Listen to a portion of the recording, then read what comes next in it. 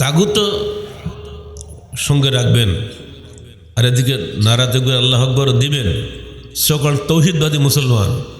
এরা আসলে এটা তৌহিদবাদীও না, কিছুই না, এরা পুরাপুরি শিরকবাদী। এর অর্থটা জানতে হবে। মুসলিম অর্থ কি?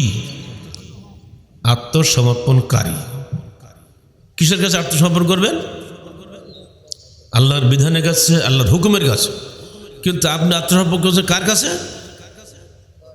চলো চলো ঢাকা চলো। এজন্য আল্লাহ বলে দিয়েছেন, দেখো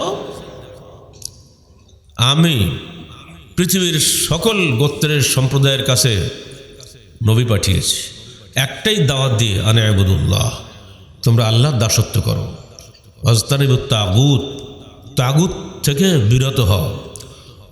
ইন্নাল তাওহীদ লা ইহসালু বিল কুফরি বিত তাগুত, তৌহিদ কোশ্চিন কালো হাসিল হবে না তাগুতের সঙ্গে কুফরি না করা পর্যন্ত।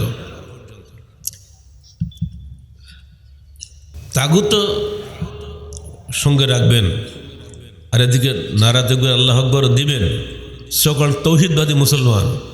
এরা আসলে এটা তৌহিদবাদীও না, কিছুই না, এরা পুরাপুরি শিরকবাদী।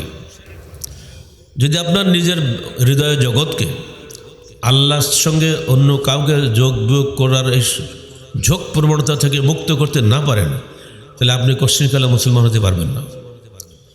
মুসলমান হতে গেলে এর অর্থটা জানতে হবে। মুসলিম অর্থ কি? আত্মসমর্পণকারী। কিসের কাছে আত্মসমর্পণ করবেন? আল্লাহর বিধানের কাছে, আল্লাহর হুকুমের কাছে। কিন্তু আপনি আত্মসমর্পণ করছেন কার কাছে? চলো চলো ঢাকা চলো। গিয়ে কি হবে সেখানে? ওখানে কোনো হাসরও নেই, নসরও নেই, কবর নেই, কিছুই নেই। কি আছে ওখানে? এখানে আসছেন কিছু না হোক অন্তত পক্ষে এটুকুতে পাবেন। এখানে যে কটা মিনিট, যে কটা সেকেন্ড কাটাবেন, প্রতিটি মুহূর্তের জন্য আপনি 10 টাকা নেকি পাবেন ইনশাআল্লাহ। ওয়াজ ভালো হোক মন্দ হোক বড় কথা না। এখানে নিঃসন্দেহে কেউ নিজের রাজনৈতিক স্বার্থ হাসিল করার জন্য একটি কথাও বলবে না।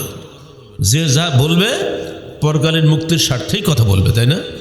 অর্থাৎ এইখানে আপনি যতটুকু সময় ব্যয় করবেন, প্রতিটি সময়ের জন্যই আপনি আল্লাহর কাছে নেকি পাবেন। অন্য কোনো জলসায় গিয়ে নেকি পাবেন